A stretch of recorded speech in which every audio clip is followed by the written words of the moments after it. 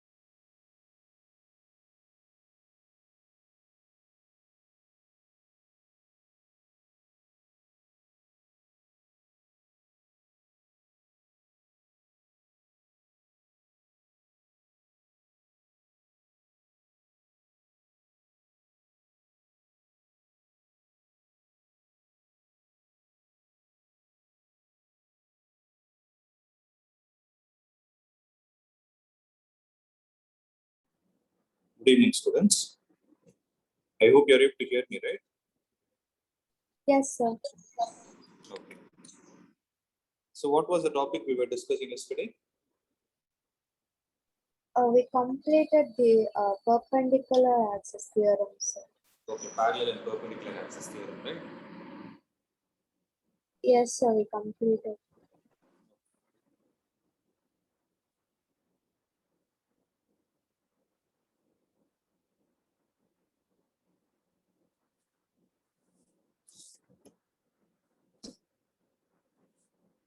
Wow.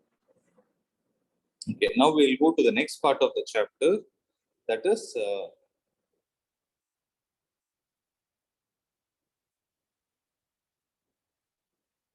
angular momentum and conservation of angular momentum. Okay, I'll teach that at the end. I'll do one thing. I'll start rolling motion. Okay. So I'm sharing my screen.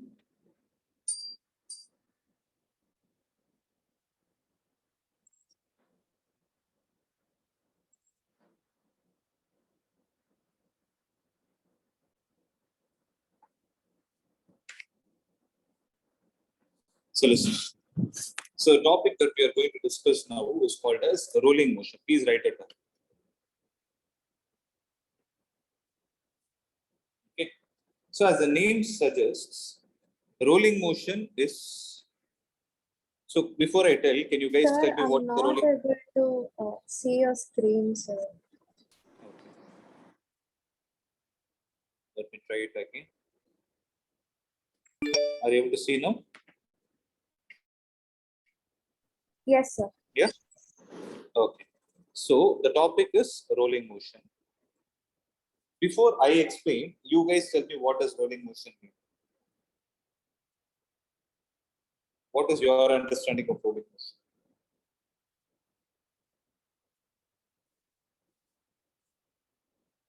So it is basically translational motion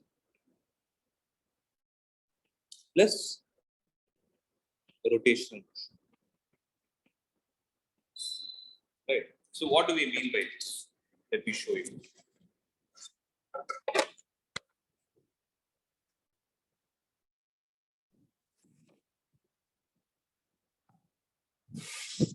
So listen.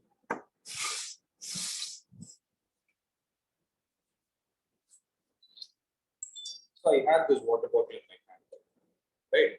So if I make this water bottle move like this, what do I call it as? So what kind of a motion is this?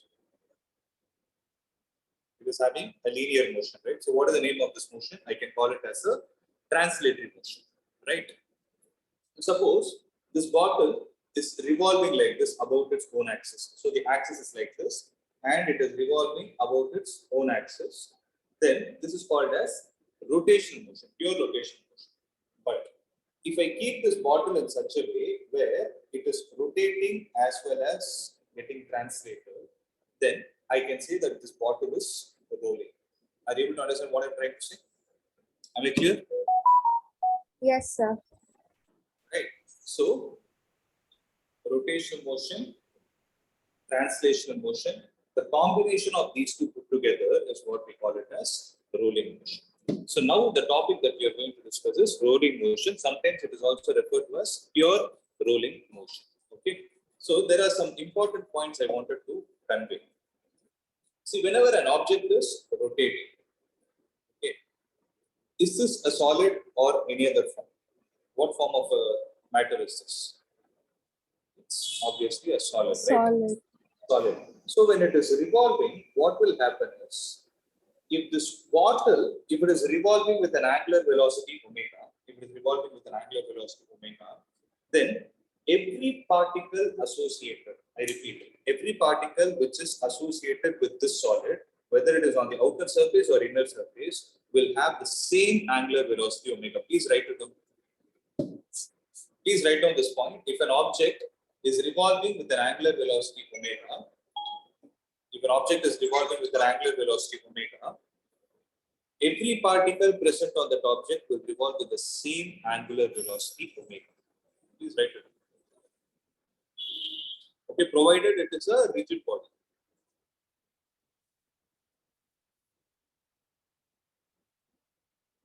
Okay. So having all these points in mind, Sir, can you repeat? uh, which point should I repeat? So if an object is revolving with an angular velocity omega, then every particle associated with the rigid body will revolve with the same angular velocity omega. That is what I meant. Right? I hope you could understand. Yes, sir.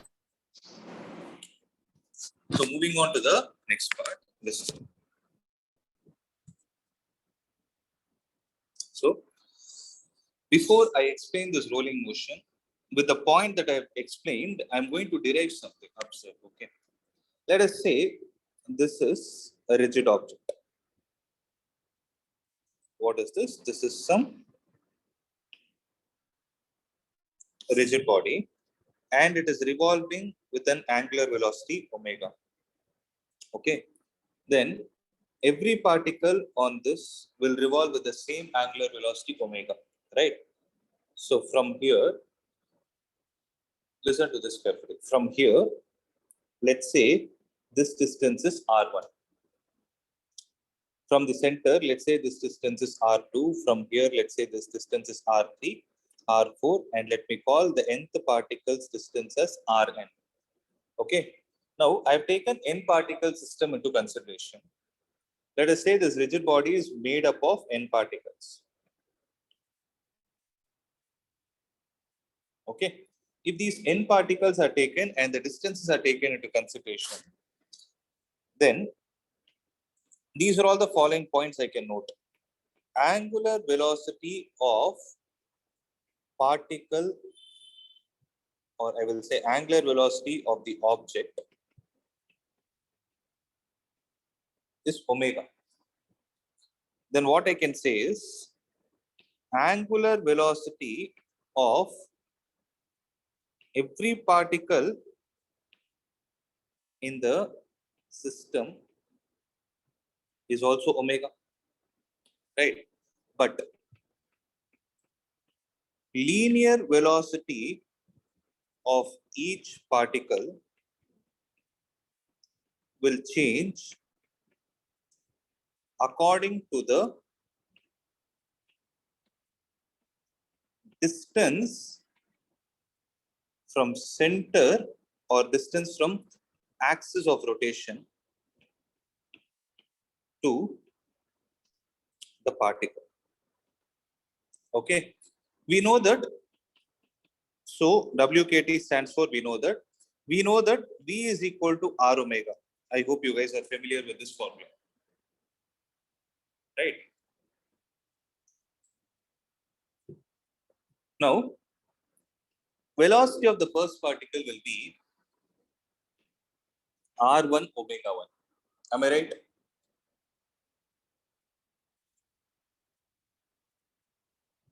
Yes, sir. Is it right? No, it is not right. There is something wrong with that. I told you one important point. I've been telling it for the past 5 minutes. The angular velocity of every particle is the same. So it cannot be omega 1, it will be omega only. Similarly, what is V2? R2 omega. Yes. R2 omega. So it keeps on going. Vn will be equal to Rn omega. Correct? Right? Now, if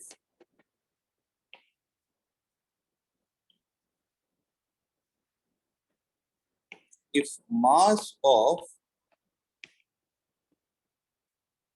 each particle is m1,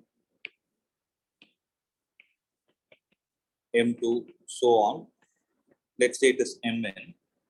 Then what is going to be the kinetic energy of the first particle? Can I say it is half into m1 into v1 square? This will be half into m1 into v1 square is r1 square omega square. Similarly, the kinetic energy of second particle will be half into m2 into v2 square, that is half into m2 into r2 square into omega square. So it keeps on going like this. Then what will be the kinetic energy of the nth particle? Half into mn into vn square or half into mn into rn square omega square. So what will be the total kinetic energy of the system? Kinetic energy of first plus kinetic energy of second plus so on till the kinetic energy of the nth particle. Correct?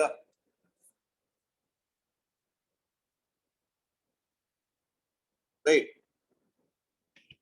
So half m1 r1 square omega square plus half into m2 r2 square omega square plus so on half mn rn square omega square. Accepted? Any doubt till this step? Please copy it. I'll give you some time. Please copy it.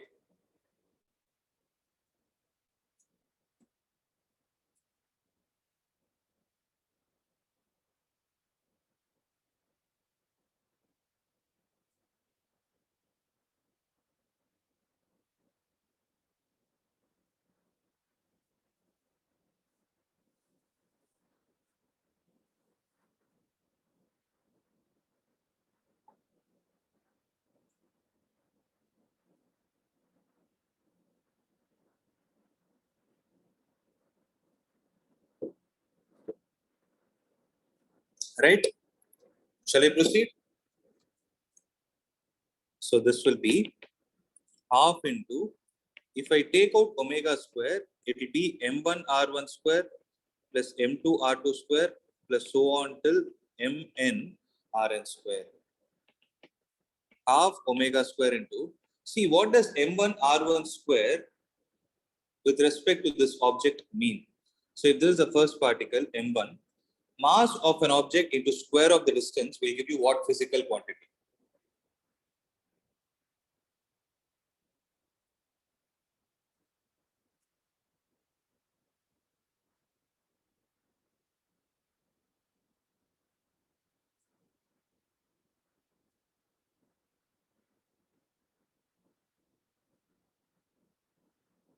Yes, are you there or not? Am I audible? I asked you a question. Mass of an object into distance square from the axis of rotation will give you what parameter? What physical quantity? Moment of inertia. Perfect. So this will be the moment of inertia of the first particle plus second particle, so on till nth particle. So what will be the sum of all these put together?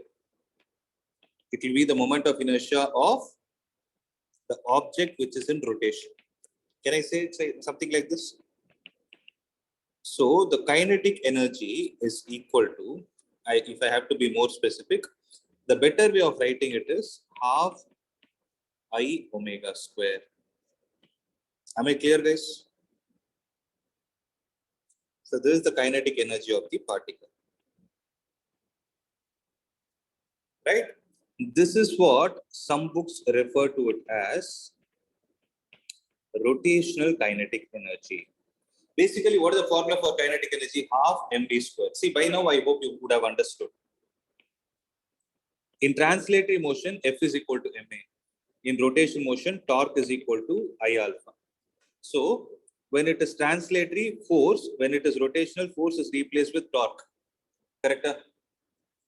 In translatory motion, it is mass. Mass is replaced with moment of inertia, because in translatory motion, mass is a measure of inertia. In rotation motion, moment of inertia is a measure of inertia. Linear acceleration is replaced with angular acceleration. Guys, am I clear? In a similar way, kinetic energy is equal to half mv square. What kind of a motion will it be? It is translatory. So if it is rotational, what will be, what are you supposed to replace with? Mass should be replaced with I, and V should be replaced with omega, half I omega square. I hope you are able to Sir, understand. Please tell me now. Sir, here I is the moment of inertia of center of mass. See, moment of inertia is not okay. You are asking this. It can be about any axis, but most of the case it is moment of inertia. Generally, any object will revolve steadily only about its center of mass. Okay, sometimes if they ask you what is the rotational kinetic energy about an axis passing through some other point, that time the value of I will change. But 99.9% I is about center of mass. To answer your question, I hope I answered it. No confusion, Sir, right? but I is the sum of all the Sum of moment of all the inertias. yes, yes. See, in this case, yes, I derived it Sir, about then the how center. can we take the axis? See, in this case, I derived it by keeping the center as the reference. That is why, if you see the point, what is it I told? Linear velocity of each particle will change according to the distance from what did I say? I didn't say from center of mass. I use the word axis of rotation to the particle. Correct? I hope you understood this. In this case, maybe your question is about center of mass because I took the center of mass as the reference. What if it is an object of some irregular shape? Subrajit, are you able to understand? Yes, sir, understood.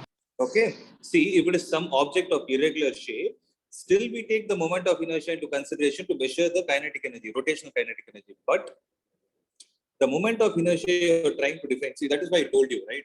Whenever there is a question asked, see, find if the question is like this, no, find the moment of inertia of an object. Question is wrong. Why? They haven't mentioned the axis of rotation. Axis. Unless the axis of rotation is mentioned, you cannot say anything. Okay. But yeah, to answer your question, in this case, yes, it is moment of inertia about center of mass, but it need not be the same always. It depends on the question. That is what I wanted to mention. I hope I answered your question. Okay, sir. Yes, sir. Okay. Okay, this is half I omega square. In a similar way, let's say linear momentum is mass into velocity. If there is something called as angular momentum, how do you think we should write it? Angular momentum is represented by the symbol L. So M should be replaced with? I omega. Very good. Okay, this is what we are going to learn next. But I just wanted to see. I hope you are able to understand it. So if you're clear with translatory motion, you can just create a replica in the rotation motion. Okay. I will try to solve as many problems as possible so that you guys are confident with this chapter. Okay. Shall I proceed? I hope you're clear with rotation kinetic energy. So going forward, when I say rotational kinetic energy, what I supposed to say? It is half I omega square. That's it. Okay. Now, shall I get back to rolling motion? So please write it down.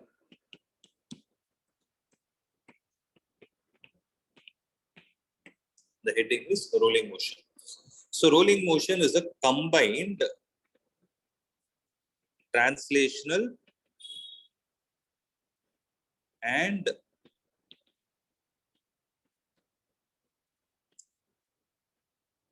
rotational motion. Let me take the example from the textbook itself.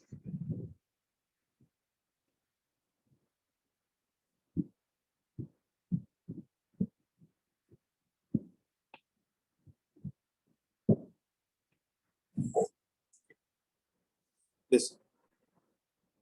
So what is given here? They have mentioned, let us read the description first, then I'll explain what is the meaning, and I'll also show you what it exactly means. So the rolling motion, whenever we say rolling motion, there are two kinds of rolling motion. One is rolling motion with slipping and rolling motion without slipping. The one that we are discussing from your syllabus is something without slipping. First point to be noted. If you have textbook, please make a note of it. Okay. The rolling motion without slipping of a disc on a level surface. Okay. Note that at any instant, the point of contact P0 of the disc with the surface is at rest. I'll come to that point. The center of mass of the disc moves with the velocity Vcm. The disc rotates with an angular velocity omega about its axis passing through the center C, and Vcm is equal to R omega. Okay, listen to this carefully. I'm going to switch on my video. I'll show you what exactly does rolling motion with slipping and without slipping means. Okay, let's try to understand what they're trying to say. Okay. See, can you guys tell me what is the meaning of slipping?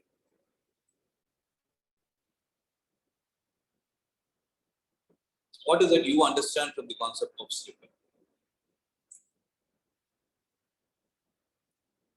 You can tell me in your own words.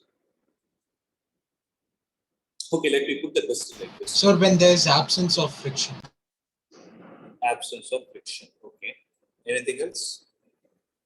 Okay, you are saying the cause. When there is absence of friction, there is an object, there is a possibility of an object to slip.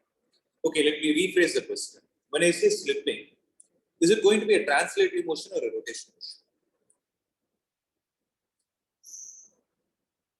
Think about it. If I say an object is slipping, is going to be a translatory motion or rotatory motion. See, for example, I have a whiteboard at my back. I have a duster. If I keep it like this, okay, it is able to stand and I can erase it freely. If I remove my hand, what happened? It has a tendency to slide down. Correct? So when it is sliding down, can I say that this duster has slipped on this board? Correct? So slipping with respect to a translatory motion is easy for us to understand. But what do we mean? A rolling motion without slipping. That is what we need to understand. So I told you already, this object, if it is revolving continuously like this, okay, if it is revolving continuously like this on a level surface, my hand is a level surface on which this is revolving. Okay, generally, if you see from this side, right, what is that you are able to see? The water bottle actually it has some random shape, but when you see from this side, it on shape or is it not like a disc? Right. So if I take the cap alone, if it is revolving, this is the example they're trying to say. If the cap is revolving like this, are you able to sense it? Right, look at the shining part. I hope you're able to sense it, right? It is revolving about this axis. Is it clear to this? Any doubt? Clear, sir. Yeah, right. Okay. So when it is revolving like this, that is, this center of mass is there. The center of this cap has a translatory motion accepted. See, there is no translatory motion. See, if I take this as x-axis, can I say that there is a displacement of this object along x-axis? Accepted. Right. So when there is a linear displacement taking place, then I say that there is some speed associated with the center of mass in this direction. I will call that velocity as velocity of center of mass VC. Okay. And when it is rotating about this axis, let's say it is revolving with an angular velocity omega. So what are the two things that we have taken into consideration? One is linear speed and the second is rotational speed. Okay. So linear speed of whom did we take into consideration? We were concerned only about the linear speed of the center of mass. And rotational speed is with respect to this whole object, it is omega. Okay. Now I am going to explain what exactly pure rolling means. So when both these things are going to happen together, can I say different points on the surface? See, can I say different points on the surface, depending on where they are, come in contact with my hand at different instances? You're able to understand what I'm trying to say? Different points on the surface. See, suppose this point is there, okay? This point I'm trying to talk about. I started here exactly the opposite points. After how many revolutions will this point, will this top point come in contact with my hand? Half. Half a revolution. After a revolution of, after it has traveled a distance of pi r, a semicircular motion should be completed, right? You're able to understand? So, if the point that is coming in contact with my hand does not have any speed associated with it, I repeat, means the object, if it is in rolling, if this point is in contact with my hand for 1 second, the next particle that is coming in contact with my hand should also be in contact with my hand only for 1 second. If suppose it is coming for the next second and it is moving like this and again starting to revolve, that is what we call it as rolling with slipping. So what is that we are discussing here? We are discussing about the concept of rolling. Sir, could you repeat? See, it is revolving, right? This is called as pure rolling. Look at the way I'm moving the cap. It is called as pure rolling. Whereas if it is revolving, okay, it has stopped and it started sliding like this, and again started revolving. Then that is called as rolling with slipping. It is rolling for sure, but it is slipping also in between. Sir, so can we say that when car brakes are applied, then it's a sliding motion? Yes. So if there is a sudden brake with the car, right, you would have seen the car tire will immediately, if you apply the brakes with a lot of pressure, the car will immediately come to rest. You cannot see the tires revolving. So the reason why you are learning this chapter has a lot of applications in mechanical engineering. Good that you asked this question. See, whenever a car wheel is designed and the brakes are designed, right, all these things are taken into consideration. So if you apply the brakes, for that matter, let's not go till car. If you take a simple cycle, if you apply the brakes slowly, you can see that the wheel is still revolving, but it is getting slowed down because of the friction between the rubber and the wheels. But what will happen if you apply a sudden brake? The wheel which was revolving, that is the wheel which was rolling, it will immediately come to rest and it will start slipping. That is why you lose balance at times when you put a sudden brake. You're able to understand, because the friction starts acting in different directions. So that is called as rolling with slipping. But what we are going to discuss now is rolling without slipping. So that is the general meaning. But the thing with respect to physics, what I want you to understand is, whenever we say rolling without slipping, the point that is in contact with the ground or on the surface on which the object is revolving, the point that is in contact with the ground should not have any velocity associated with it. Are you able to understand? Which velocity am I talking about? Am I talking about angular velocity or linear velocity? The point Linear velocity should not have any linear velocity. That is the reason why they told the point P0 which is in contact with the ground should be at rest. Okay, shall I move into the concept? Shall I move to the theoretical part and the mathematical details? Yes, is everyone convinced? Yes, sir. Yes, sir. Yeah, good.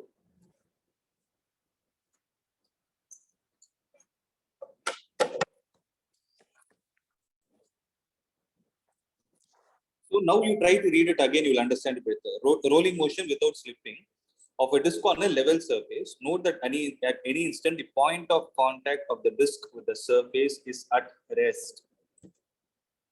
Okay. Now see, if I take the velocity of the center of mass as VCM, now I'm going to define the speed of particles. I'll take 3 particles into consideration and I'll try to define its total speed. Okay.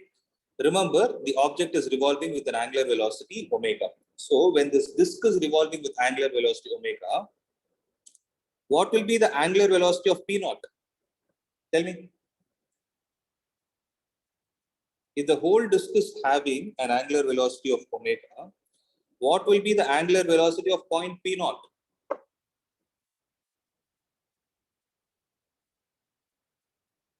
Sir, omega. It is still omega. What about P2? It is So that's also omega. omega, and P1 is also omega. Okay. Now, one point I want you to remember is, see, listen to this statement very carefully, okay?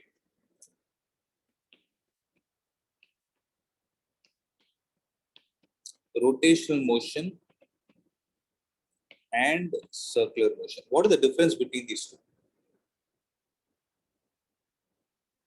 So when you talk about the word rotational motion, you speak for a rigid body.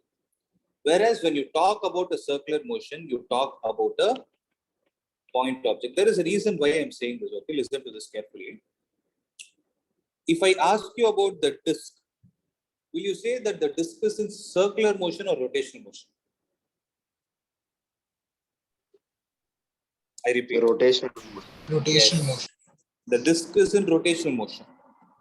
But if I take individual particles present on this disk, then they are in Circular motion. rhythm. That's good.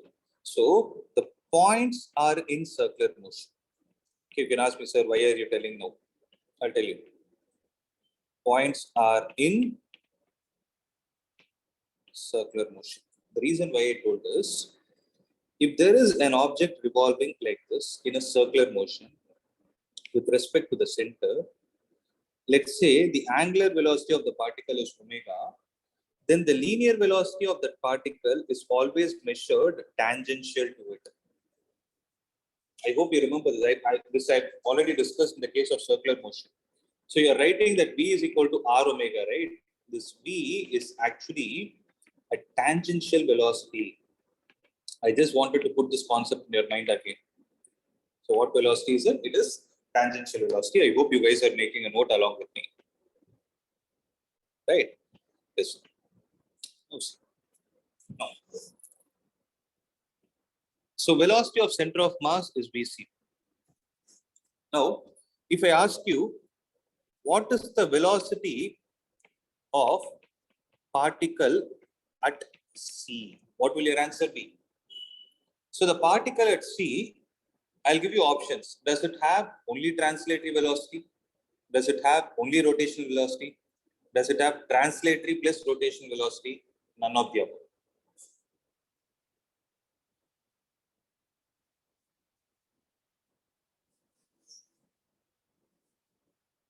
Think about it and tell me. So velocity in the sense tangential or angular? No. See. Particle at C. What velocity does it have? Does it have only translational, only rotational? Does it have translational plus rotational, or is it having nothing? So only rotational? No.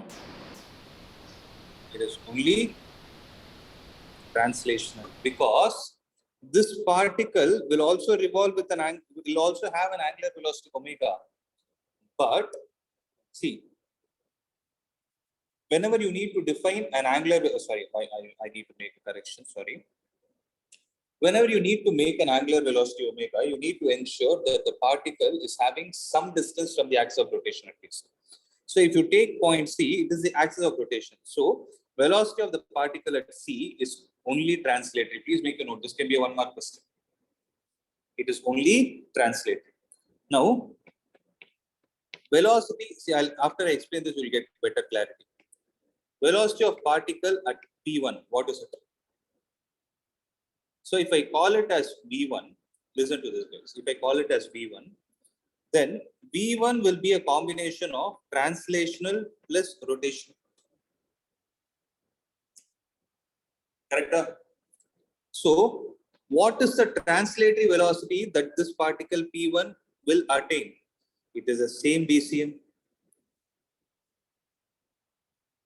Plus, what is the rotational velocity that the object will attain?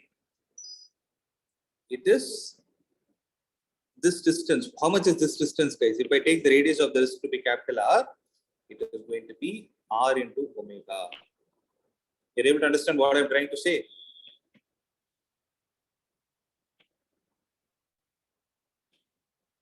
So it will be BCM plus R omega. That is the velocity of the particle at P1. Now, what is the velocity of particle at P0? If I call it as V0, then V0 should also be equal to Vt plus Vr. Okay, translatory motion. So this particle is also having the same velocity VCM like this. Okay, so it is VCM. Plus, in what direction will the tangential velocity at this point be? due to the rotation. So the object is revolving in anti-clockwise direction. So this direction will have velocity of r omega. So VCM plus minus r omega. Did you understand what I'm trying to say?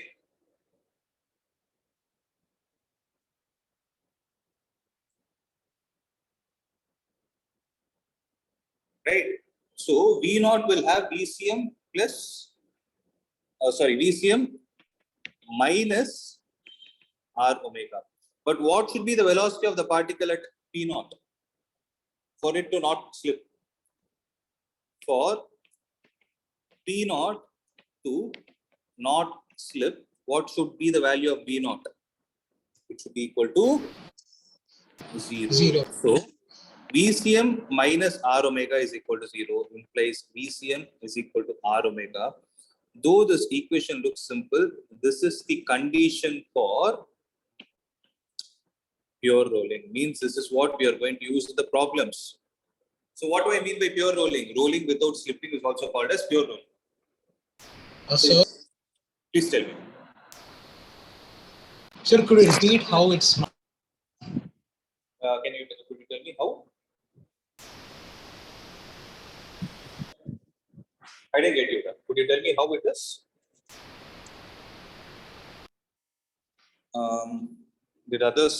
Were others able to hear him? No, sir. I think there is some disturbance. Subhajit, there is some disturbance on your end. You wanted me to explain something. Could you ask something? After that, I couldn't hear.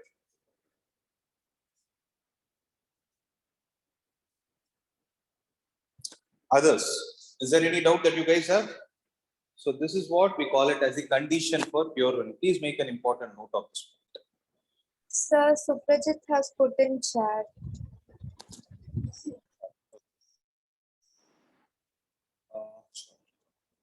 Sir, could you repeat how it is minus r omega? Okay, I'll do that. See. Okay, I'll show you a video next week.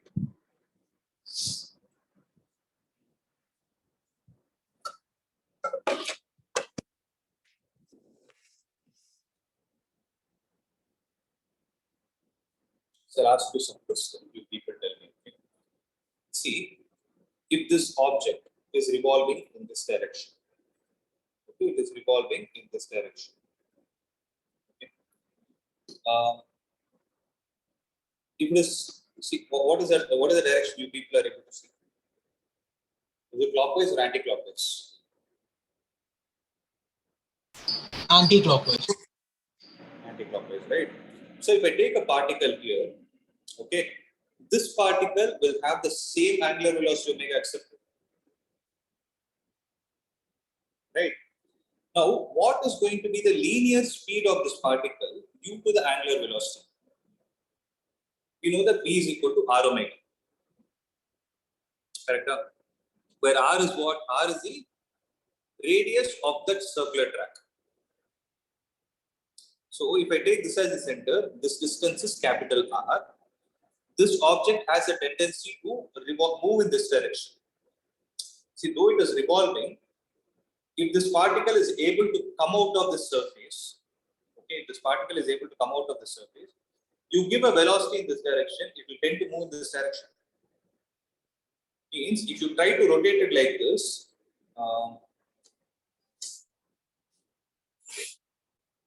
see, if there is a particle, okay, if I tend to revolve it like this, did you see in which direction it fell? Yes, sir. Did you see? I'm revolving it in this direction. So it went like this and it fell. Maybe if I give more velocity, it will go like this and it will fall. Correct? So where is, I didn't touch this actually. Correct? That is also there. I didn't do any cheating. Okay. I rotated like this, it fell. Why did it fall down? Because this object gave some velocity to the stationary object. Correct? So, but the difference is this particle is attached to it. So, in which direction will this attain the linear velocity due to the rotation motion? In this direction. Correct? So, Bridget, are you able to understand? Is everyone able to understand? Yes, sir. Yeah. So the same thing I did with respect to point P. So when the object is revolving like this, the object's linear velocity VCM is in this direction. But when it is revolving like this, if I keep a particle here, due to the revolution, this particle would have tend to move in this direction. So if the same particle was here, if I give it a velocity like this, it will tend to move in this direction. Are you able to understand what I'm trying to say? So, Yes, sir. VCM is in this direction, and this particle has attained a velocity in this direction. So they both are opposite of each other. That is the reason why I wrote minus.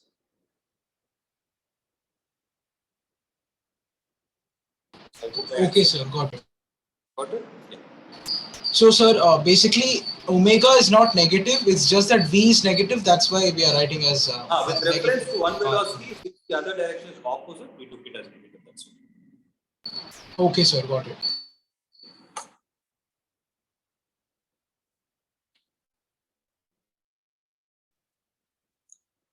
Right? I hope everybody made a note of this point. The condition for pure rolling, VCM is equal to R omega. Remember, there is a very, very important derivation that I'm going to teach you tomorrow, that I'll be using this. So VCM is equal to R omega. So we escaped with all easy particles, P0 and P1. Now comes the tougher one, P2. Okay. So look at the position of P2. Now what we are supposed to do is, we need to define the linear speed of this particle. Yes. So center is here. This is VCM. There is a particle P2 considered here. So how much is this distance, guys? I don't know how much they have taken. They called it as R2. Okay. So due to this VCM, this particle will have a linear velocity VCM in this direction. Correct? But due to the rotation, so if I take a rough circular track, due to the circular motion, it will attain velocity of R2 omega in this direction. Correct? So in the previous case, what happened? They were along the same or the opposite direction. So they were along the same straight line. Whereas here, what is happening? One velocity and the other are in some random direction. So what are we supposed to do? Take the resultant of these two. So VR will be equal to how much? Root of VCM square plus R2 omega the whole square plus 2 times VCM R2 omega cos theta, where theta is what? This angle. Okay, am I clear with this? So you need not remember all these things, but for your understanding, the only major point that you need to remember is the velocity of point P0 is supposed to be equal to R omega for pure rolling. Guys, am I clear with everything that we discussed till now?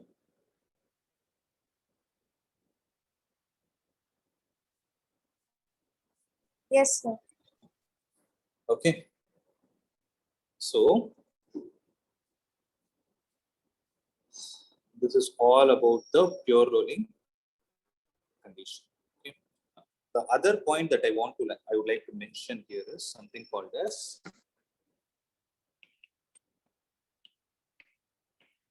radius of gyration. Okay. See, the definition of this is slightly complicated. Instead of giving you the definition, I'll explain the significance of it. Okay. See, if I take this as the axis of rotation, if I take a particle here and if I take this distance as r, about this axis of rotation, okay, what is the moment of inertia of the particle about the axis of rotation? I've asked a very, very simple question. What is MR square. So it is MR square. If I have a circular ring, okay, if the axis of rotation is through the center of mass, what is the moment of inertia about the center of mass for this object, where the mass is m, the radius is r?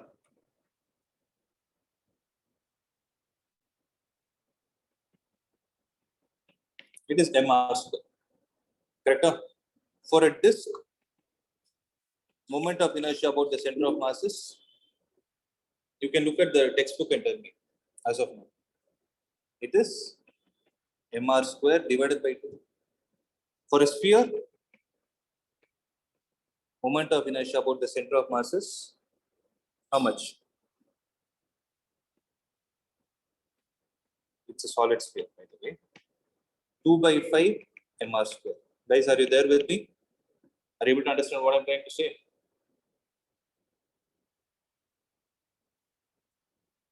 Yes, sir. Clear, right? Now see, you can ask me, sir, why are you telling about moment of inertia when we are talking about radius of gyration? So as the name suggests, radius is distance. Okay. So radius of gyration is nothing but such a distance where I have, see, for example, I have a disk. Okay. I have a disk of mass m and radius r, whose moment of inertia I'll call it as mr square by 2. Now what I can do is I can replace the disk with a point object of same mass. If I replace the disk with a point object of same mass, capital M, then to attain the same moment of inertia of mr square by 2, what should be the distance I need to choose?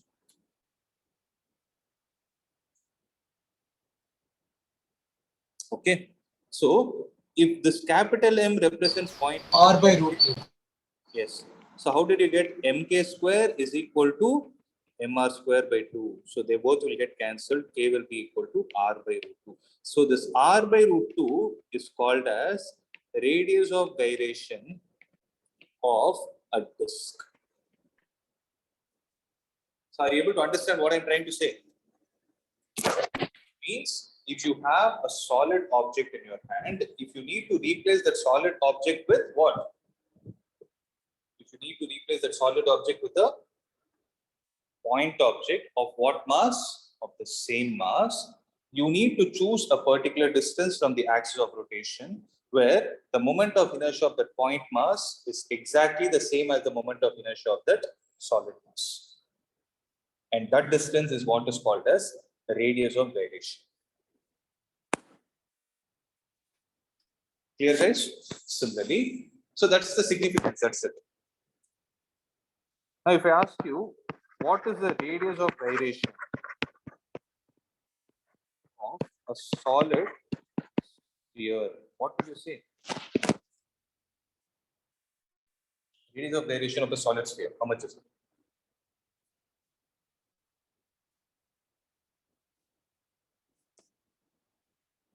So you need not sit and think of all the definition. Only thing is, what is the of a solid sphere about center of mass? I can put a question like this. Then what should happen? So you know that ICOM is 2 by 5 mr square. So radius of gyration, So root 5 by 2. No, 2 by 5. So mk square should be equal to 2 by 5 mr square. So m and m will get cancelled. K will be equal to root 2 by 5 r. So if you want to find the radius of gyration of any object, you first write down the moment of inertia of that object and equate it to only one formula, mk square. M and m will get cancelled. K will be equal to whatever is the answer, you write it down. Similarly, for a disk, I've calculated. For a solid cylinder,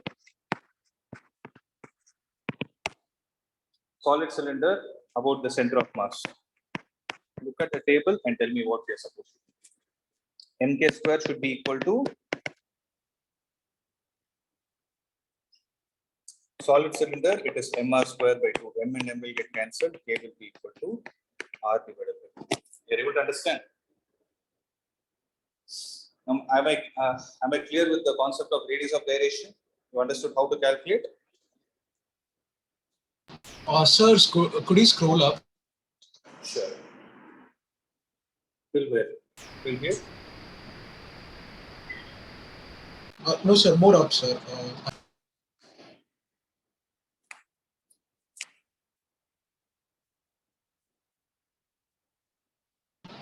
Sir, when you explain that rotational motion is for rigid body and circular motion is for point object. This one, huh? Yes, sir.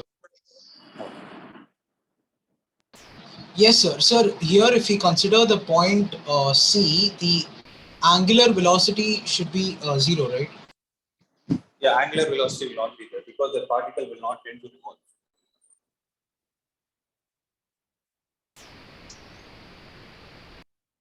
So it does not have any linear speed also associated. Because for a particle, you cannot define rotational motion. For you to define a rotational motion, it needs to have a definite shape. A point will always be in a circular motion. Rigid object will be in a rotational motion. Okay. So then that means the point, the center point does not have any angular velocity or linear velocity. No, it will not have any angular velocity. That is why I wrote velocity of the particle is only translational velocity. Only VCM, that's it.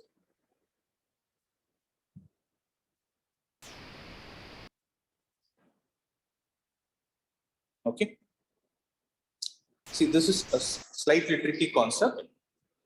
You need some time to absorb this. Okay, I suggest you guys to revise it again before tomorrow's class. I cannot proceed with the next topic because it is slightly big. Okay. So tomorrow I'll explain how to apply all these concepts into another concept called as rolling motion of an object on an inclined plane. I'll show you. Okay. So with that, the major part of the chapter is over. One last concept that will be left out is angular momentum and its conservation. Okay. Then we'll try to do, I'll try to give you more assignments and problems. I'll also solve it in the class so that you will master this chapter. Then we can go to gravitation is a small chapter. Let's not worry too much about it. This chapter we have to work a lot. Okay. So apart from this, any other doubt from today's class? Is it clear? Everything good, guys? Yes, Yes, sir. sir, clear. So as I mentioned, I reiterate, I suggest everyone to revise and come before tomorrow's class so that you will understand things better. Okay, just go through and come. So I'll see you all tomorrow. We can wind up.